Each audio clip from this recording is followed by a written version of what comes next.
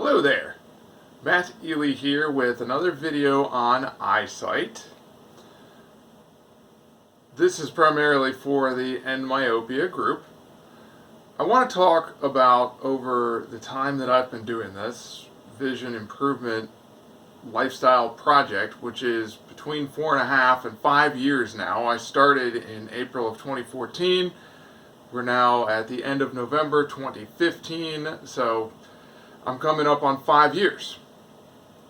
Started at -5 and am now wearing -0.75, and I'm starting to spend a good amount of time without glasses. I posted in the Facebook group recently about moving to what I'm calling intermittent glasses wearing. I will really hit that hard in the spring. I have to wait now because it's dark a good number of hours of the day, and that does add to some challenge. Beyond the fundamentals of the end myopia system, which I hope you understand if you're watching this, those being in short order, understanding that excessive close work is the primary problem to poor quality distance vision, and that proper use of lenses, lower diopters for close work, higher diopters, or a different set of diopters for distance work, then utilizing glasses that give you proper stimulus outside and doing reduction slowly over time are the fundamentals of the system. I hope that you understand that, again, if you're watching this. What I want to talk today about are the other things that have been beneficial to me in this myopia improvement journey. And one of the reasons is that I've gotten a lot of positive feedback on the videos I've uploaded to the end myopia site, as well as the comments I've made, the progress reports I've written. I keep pointing out that while I have had good success, it's not beyond what Jake says you can do. It is in fact exactly in line with what he says is a good rate of improvement, 0.75 diopters a year. You take my starting point, April of 2014, knock off a diopter in the first 90 days, you get me from -5 to -4, then every 3 to 4 months thereafter, reducing by 0.25 diopters, and in 5 years, it adds up to about exactly where I am. So I haven't done something extraordinarily like going from -5 to nothing in 6 months or something like that, or in a year, or even 2 years. Still, I get good feedback, and I want to elaborate a little bit on what's worked for me in addition to understanding the fundamentals of the system, and that's more important than anything I have to say.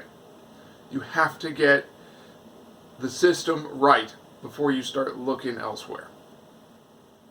With that as background, there are some other great contributors on the private forum, the Lay Meow, and some other great videos on the YouTube, who are making YouTube videos and posting them to the Facebook page. Angie Hepp has made some good videos on there. There's a bunch of them. Lawrence Bueller made a video. Sean Skelton, I'm probably forgetting some people. But there's a lot of great contributions going on, and it's really exciting to be an early adopter of this end myopia thing, because it's growing. With that said, 3 thoughts for the day. 1 is desire. 2 being progress reports, and 3, some understanding of the human experience and human nature. So desire. Since the first moment that I experienced blurry distance vision, I have wanted to see clearly, naturally, without glasses, without contacts, without anything, to just be able to see. So the moment that I found out that this could work, I had the desire in place that I needed. The type of desire that you don't have to feed, you don't have to fuel, you don't have to do affirmations for and repeat them so many times that they're going to somehow materialize into your goal. And I'm not bashing that type of stuff if anybody does those. I'm pointing out that of all the goal setting programs that I've done that have failed, myopia is different because I didn't have to set a goal, I didn't have to feed a desire. I already wanted it, and it's inborn. It's a part of my system, down to my cells and DNA. It's a self-evident desire. Like if you were to ask me, do I love my kids? That question is absolute nonsense to me. Because it's self-evident. It's a certainty of knowledge. And I don't have to ask why. I don't have to ask, do I love my kids, or why do I love them? I just do. So when I talk about desire and wanting to improve my eyesight, I just want to. I don't have to explain. That desire has continued and will continue for the rest of my life. Once I get to 2020, I will want to get past 2020, and every day I will want to continue to see clearly and enjoy the beauty of this world that we're a part of.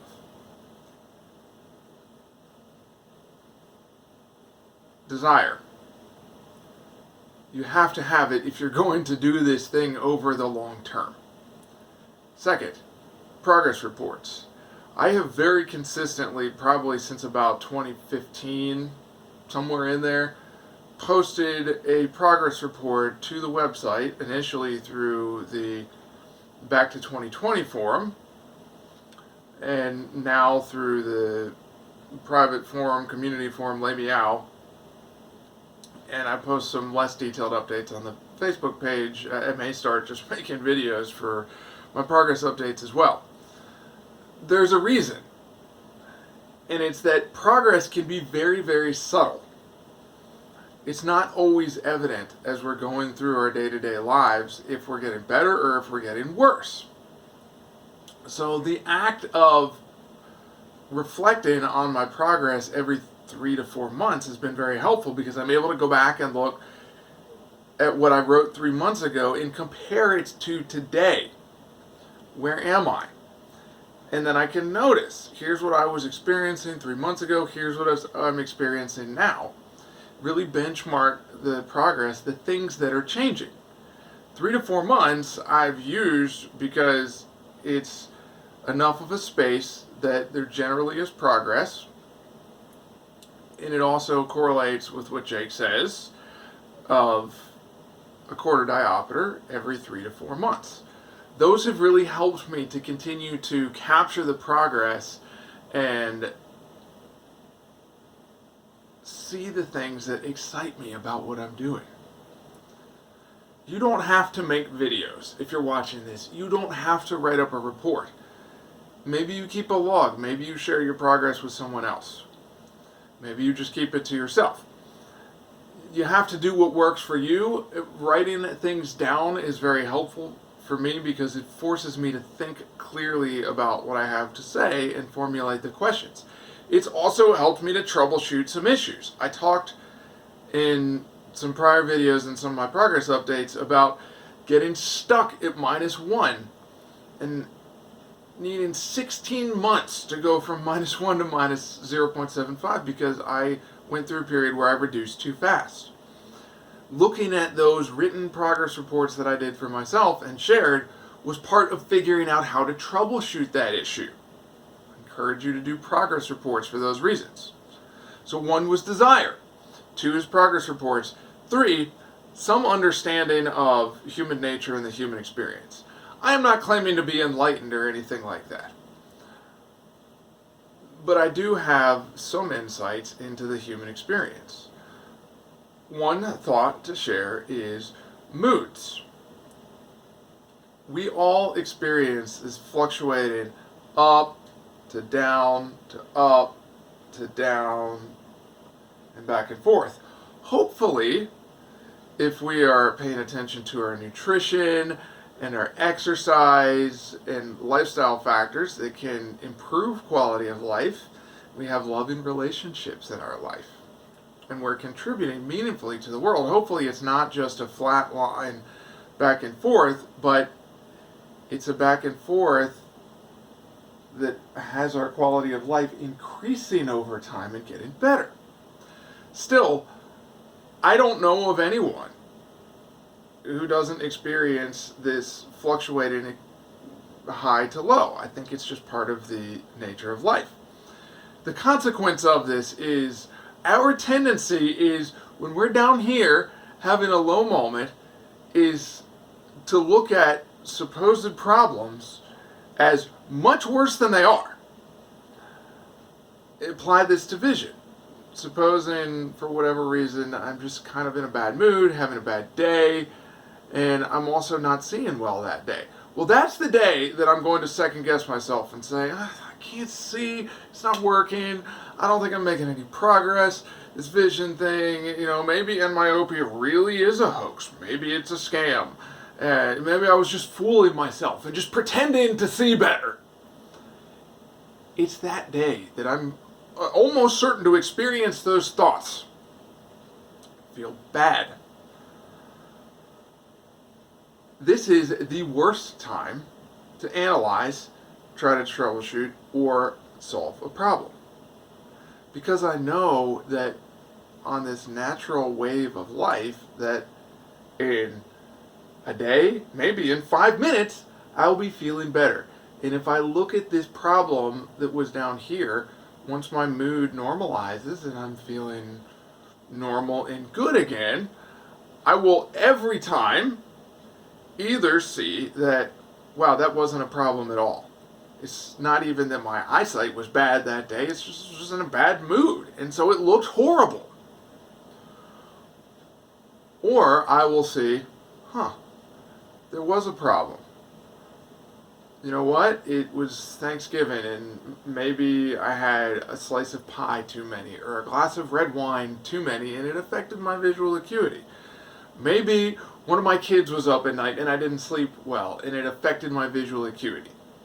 Or maybe it just wasn't working well for really no rhyme or reason. It does fluctuate.